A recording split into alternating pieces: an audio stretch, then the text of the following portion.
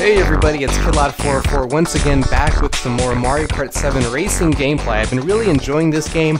Half the time I'm spending this game playing it casually, just unlocking all the stuff in the game, and the second half I've been just trying to learn and get better at this game to be more competitive. And I want to make this commentary today talking about theorizing and how theorizing can actually help you get better at certain competitive games, you know what I mean? So that's what I've mostly been doing in terms of the competitive side of Mario Kart 7 in order to get better. I've just been thinking a lot about the game, providing theories on how to become better, and testing those theories out to see if they're true, and if they're not, keep making more theories until you move further, you have a better understanding of Mario Kart 7, and in the end, you'll be a really good racer that'll finish in first most of the time. I've been using this theorizing sort of idea in Mario Kart 7, and I already know that people have already figured out this game, you know what I mean? People already know what's the best card combination, how to become good at this game, because this game has already been out for a year, but this same principle, even though I'm using it on an old game, it's still going to be very applicable to games in the future like Mario Kart 8 or Super Smash Bros.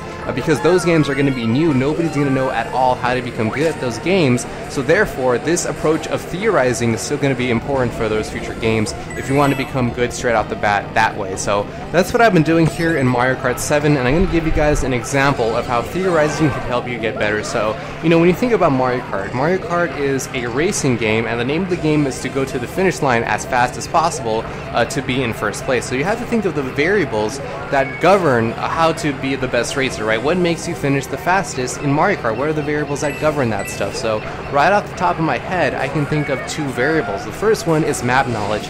Knowing how the map works, knowing all the shortcuts, knowing how to power slide around corners and things like that. Basically, how to take the most optimal path, and the map is for sure going to guarantee you a lot more wins, right? So that's the first variable, but I was thinking, I want a more, quick and easy version of something to worry about. I don't want to worry about such a big problem right now.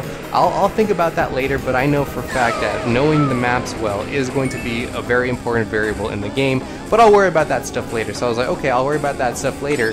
The other variable that I was thinking about is your kart combinations. What combination of body, a set of wheels, a glider, and character, what is the best combination that you can make that gives you the best statistics possible in the game? So that's the other variable I was thinking about, and that's the variable that I chose to work on because it's a little bit easier to think about that than all the maps in the game. That's going to take a long time. So okay, I'm going to decide to focus on the card combination variable, and then you see here in the game they give you statistics like speed, acceleration, weight, handling, and off-road, and at this point you have to just imagine the most perfect racer, the god mode like racer that have ever played this game. He's the best racer who ever played Mario Kart 7, and he never ever loses the race. He's the absolute best player in the game. What does a player like this need in terms of statistics? And that's what I kind of been thinking about, and I've been going down the list. Does he need speed? Of course he needs a lot of speed. Top speed is going to be really important to him because it's going to help him finish the races a lot faster. Does acceleration matter to him?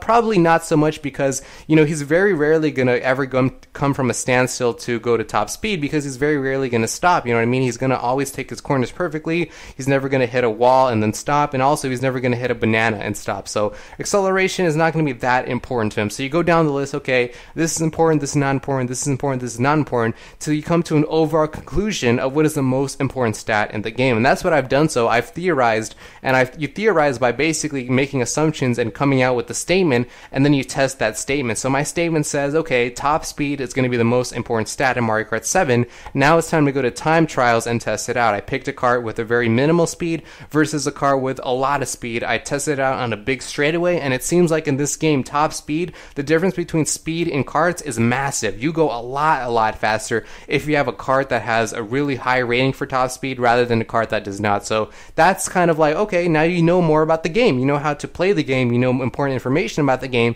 Therefore, that information will make you better the next time you race. And say top speed wasn't the most important stat in the game, then we'll see that when we're racing or when we're doing the tests, because you'll see the speed difference is not that great. So if the differences between the speed isn't that great, then you can say, okay, speed or top speed is not really important in this game. Maybe I can put some statistics, some points from that characteristic and move it over to something like handling. Maybe I can afford more handling in this game, and so on and so forth. And that's what you do to get better at the game. You theorize, you make questions, you have statements, you test those statements out, and then you get better at the game by knowing more about the game and then practicing those things that you know. So that's that's pretty much it. That's how Theorizing got me better in Mario Kart 7. I hope to continue doing this stuff, and eventually, maybe I could be like a semi-good player in Mario Kart 7, who knows, but definitely in Mario Kart 8 and Super Smash Bros. Wii U 3DS, this type of mentality is definitely going to help you out to get better at those games really quickly when nobody knows about those games at all. So that's pretty much my information today. I hope it was useful. My name is Kart404,